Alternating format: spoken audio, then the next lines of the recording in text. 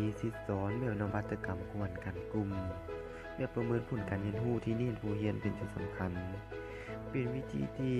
เน้นนักเรียนเป็นจุดกลางในการทำเรียนให้นักเรียนเข้าร่วมเรียนด้วยตนเองจุดประสงค์ของวิธีนี้เพื่อให้นักเรียนมีการศึกษาและการเรียนรู้ไปด้วยตนเองสามารถเข้าร่วมเรียนได้จากอินเทอร์เน็ตและเอกสารต่างๆวิธีสอนนี้มีอยู่4ขั้นตอนกันซึ่งขั้นตอนที่1เป็นขั้นตอนการลงเรียนเรียนรู้และขั้นตอนที่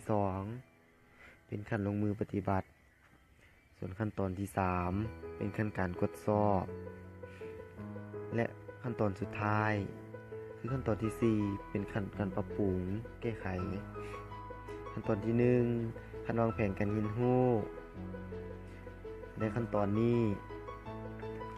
ครูจะแบ่งนักเรียนออกเป็นกลุ่มสม่ำเสมอกันแต่ละกลุ่มจะได้เลือกหัวหน้ากลุ่มและผู้ช่วยหลังจากนั้นสมาชิกช่วยกันตั้งชื่อกลุ่มและหัวหน้ากลุ่มแต่ละกลุ่มได้นำสมาชิกให้เพื่อนในห้องรู้จัก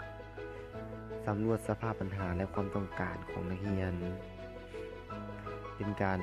แบ่งกลุ่มเพื่อเข้าหาคำตอบด้วยกันเนาะในการเรียนกลุ่มนี้ดังนั้นเรามาเบิ่งขั้นตอนต่อไปคือขั้นตอนที่2เป็นขั้นตอนการลงมือปฏิบัติในขั้นตอนนี้นักเรียนจะเป็นผู้เรียนส่วนครูจะเป็นผู้ให้คำปรึกษาเท่านั้นในการเรียนการสอนครูจะส่งเสริมให้นักเรียนเรียนรู้ได้ด้วยตนเองกล้าคิดกล้าแสดงออก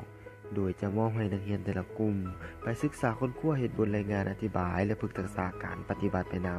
ำเมื่อหลังจากที่ได้หัวข้อแล้วหัวหน้ากลุ่มจะเอิ้นสมาชิกแต่ละกลุ่มประชุมเพื่อมอบหมายงานและหน้าที่ของแต่ละคนเพื่อสร้างหาข้อมูลจากแหล่งต่างๆไม่ว่าจะเป็นอินเทอร์เน็ตหรือเอกสารต่างๆเพื่อประกอบความในบทของตนเองให้มีความหมายสมบูรณ์และมีความหมายหลายยิ่งขึ้นขั้นตอนที่3เป็นขั้นการทดสอบในขั้นตอนนี้ครูจะเป็นผู้ประเมินพฤติกรรมและการเฮ็ดเวียกของหัวหน้ากลุ่มส่วนสมาชิกภายในกลุ่มหัวหน้ากลุ่มจะเป็นผู้ประเมินและให้ความคิดเห็นหลังจากนั้นให้แต่ละกลุ่มขึ้นมารายงานและให้สมาชิกภายในกลุ่มแต่ละกลุ่มให้ความคิดเห็นของคอมเมนต์ตำหนิวิจารณ์ขั้นตอนที่4เป็นขั้นตอนปรับปรุงแก้ไขในขั้นตอนนี้สมาชิกแต่ละกลุ่มจะนำเอาผลการประเมินแต่